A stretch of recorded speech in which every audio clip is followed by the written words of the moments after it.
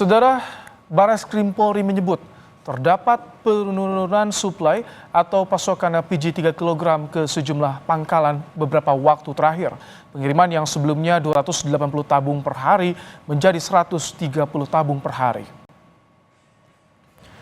Direktur Tindak Pidana Ekonomi Khusus Dirtipideksus Barreskrim Polri, Brigjen Helvia Segaf menyebut penurunan pasokan terjadi, yakni jumlah distribusi per hari sebelumnya 280 tabung menjadi 130 tabung.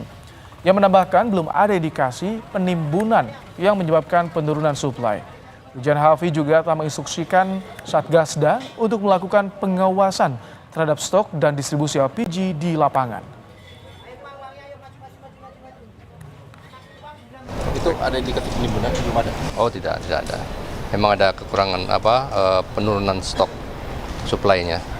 Itu sementara dan saat ini kita komunikasikan dengan Dirjen Migas. Bukan 280 kaleng, menjadi 130 kaleng per hari. Ya. Itu dari pengecekan yang kita datang itu ya. Kalau tempat lain nanti kan akan diinformasikan lebih lanjut melalui laporan dari Satgasda.